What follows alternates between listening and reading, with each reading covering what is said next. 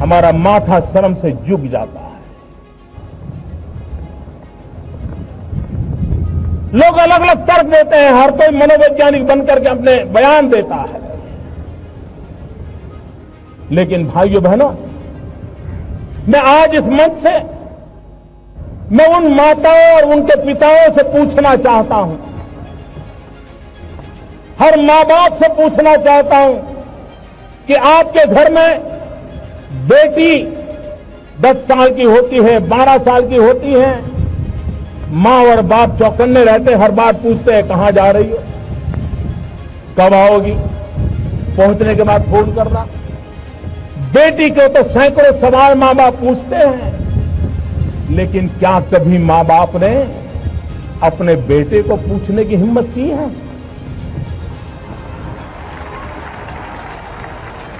कहां जा रहे हो, क्यों जा रहे हो, कौन दोस्त है?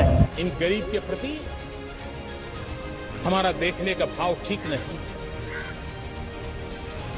राष्ट्र की इस कमी को 125 करोड़ देशवासियों ने अपने मन के संकल्प से मिटाना है, जिनके कारण हम अच्छे दिखते हैं, जिनके कारण हमारा अच्छा काम होता है, उससे बड़ा हमारा कोई हितैषी नहीं हो। और इसलिए डिग्निटी ऑफ लेबर, श्रमिकों का सम्मान, श्रमिकों का गौरव, यह हमारा राष्ट्रीय कर्तव्य होना चाहिए, यह हमारा राष्ट्रीय स्वभाव होना चाहिए, ये जन जन की प्रवृत्ति होनी चाहिए, ये जन जन की वृत्ति होनी चाहिए। कभी कभी देश में स्वभाव बन गया था कि ये काम तो हो सकता है, ये काम तो नहीं हो सकता है, भाई अभी तो नहीं होगा, कभी होगा तो पता नहीं। निराशा ये हमारा मिजाज बनता जा रहा है, इसको ब्रेक थ्रू करना, शासन में ऊर्जा भरना, और जब कोई सिद्धि दिखती है तो उत्साह भी बढ़ता है, ऊर्जा भी बढ़ती है, संकल्प भी बड़ा शार्प हो जाता है और परिणाम भी निकट नजर आने लगता है। भाइयों बहनों, हमने जब प्रधानमंत्री जनधन योजना, एक प्रकार से असंभव काम था, असंभव काम था। इतने सालों से बैंक थी, सरकारें थी, राष्ट्रीयकरण हो चुका था, लेकिन सामान्य व्यक्ति देश की अर्थव्यवस्था की मुख्य धारा का हिस्सा नहीं बन पाता। भाइयों बहनों, 21 करोड़ परिवारों को, 21 करोड़ नागरिकों को जनधन योजना में जोड़ करके असंभव को संभव हुआ। देश की रक्षा सुरक्षा एक बहुत स्वाभाविक बात है। हमारा देश, हमारी सेनाएं, हमारे वीर पुरुष, हर यूनिफॉर्म फोर्सेस, कोई भी हो, सिर्फ आर्मी, एयरफोर्स, नेवी नहीं, सारे यूनिफॉर्म फोर्स, उन्होंने जब जब मौका आया है अपना कर्तव्य दिखाया, अपना सामर्थ्य दिखाया है। बलिदान की पराकाष्ठा करने में ये हमारे वीर कभी पीछे नहीं रहे हैं। चाहे लेफ्ट विंग एक्सट्रीमिज्म हो, चाहे आतंकवाद हो, चाहे इन्फिल्ट्रेटर्स हो, चाहे हमारे भीतर कठिनाइयां पैदा करने वाले तत्व हो, हमारे देश के इन यूनिफॉर्म में रहने वाले लोगों ने बलिदान की पराकाष्ठा की। और जब सर्जिकल स्ट्राइक हुई, दुनिया को हमारा लोहा मानना पड़ा, हमारे लोगों की ताकत को मानना पड़ा। दलित हो, पीड़ित हो, शोषित हो, वंचित हो, महिलाएं हो, उनके हकों की रक्षा करने के लिए हमारी संसद ने संवेदनशीलता और सजागता के साथ सामाजिक न्याय को और अधिक बलवत्तर बनाया।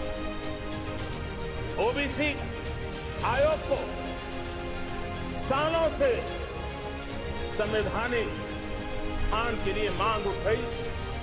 इस बार संसद ने पिछड़े, अति पिछड़ों को उस आयोग संवैधानिक दर्जा देकर के, एक संवैधानिक व्यवस्था देकर के उनकी हकों की रक्षा करने का प्रयास।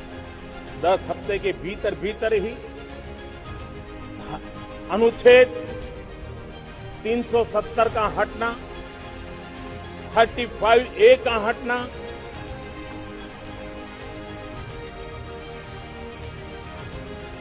सरदार वल्लभ भाई पटेल के सपनों को साकार करने की दिशा में एक अहम कदम 10 हफ्ते के भीतर हमारी मुस्लिम माताओं बहनों को उनका अधिकार दिलाने के लिए 3 तलाक के खिलाफ कानून बनाना, आतंक से जुड़े कानूनों में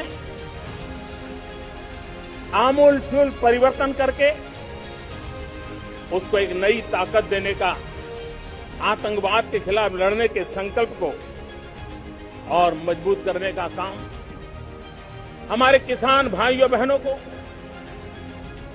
प्रधानमंत्री सम्मान निधि के तहत 90,000 करोड़ रुपया किसानों के खाते में ट्रांसफर करने का एक महत्वपूर्ण काम आगे बढ़ा है। आजाद भारत की मानसिकता क्या होनी चाहिए? आजाद भारत की मानसिकता होनी चाहिए वोकल फॉर लोकल। हमारे जो स्थानीय उत्पाद है उसका हमने गौरवगान करना चाहिए। हम अपनी चीजों का गौरवगान नहीं करेंगे तो उसको अच्छा बनने का अवसर भी नहीं मिलेगा, उसकी हिम्मत नहीं बढ़ेगी। आइए हम मिलकर के संकल्प लें, आजादी के 75 साल के पर्व की ओर जब कदम रख रहे हैं तब वोकल फॉर लोकल का जीवन मंत्र बन जाए और हम मिलकर के भारत की इस ताकत को हम बढ़ावा दे दें। एक समय ऐसा आता है जब देश खुद को नए सिरे से परिभाषित करता है, खुद को नए संकल्पों के साथ आगे बढ़ाता है। भारत की विकास यात्रा में भी आज वो समय आ गया है। 75 वर्ष के अवसर को हमें एक समारोह भर ही सीमित नहीं करना। हमने नए संकल्पों को आधार बना, नए संकल्पों को लेकर के चल पड़ना। यहां से शुरू होकर अगले 25 वर्ष की यात्रा, जब हम आजादी के शताब्दी मनाएंगे, नए भारत के सृजन का ये अमृत काल है, ये पुनर्चेतना पुनर्जागरण का पल है। ये लोग समझ नहीं पाए हैं। जब देश जनता कर्फ्यू के लिए हिंदुस्तान का हर कोना निकल पड़ता है, तब चेतना की अनुभूति है। जब देश ताली थाली बजा करके कोरोना वॉरियर के साथ कंधे से कंधा मिला करके खड़ा हो जाता है, तब चेतना की अनुभूति होती है। जब दिया जला करके कोरोना वॉरियर की शुभकामना देने के लिए देश निकल पड़ता है, तब उस चेतना की अनुभूति होती है। दुनिया कोरोना के कालखंड में वैक्सीन लेना या न लेना, वैक्सीन काम का है कि नहीं है, उस उलझन में जी रहा था। उस समय मेरे देश के गांव गरीब भी 200 करोड़ डोज दुनिया को चौंका देने वाला काम करके दिखा देते हैं। देश की सारी व्यवस्थाओं को, देश के सामर्थ्य को पूरी तरह नोच लिया।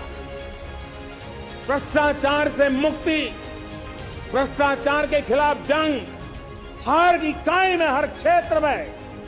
और मैं देशवासियों, मेरे प्रिय परिवारजनों, ये मोदी के जीवन का कमिटमेंट है। ये मेरे व्यक्तित्व का एक कमिटमेंट है कि मैं भ्रष्टाचार के खिलाफ लड़ाई लड़ता रहूंगा।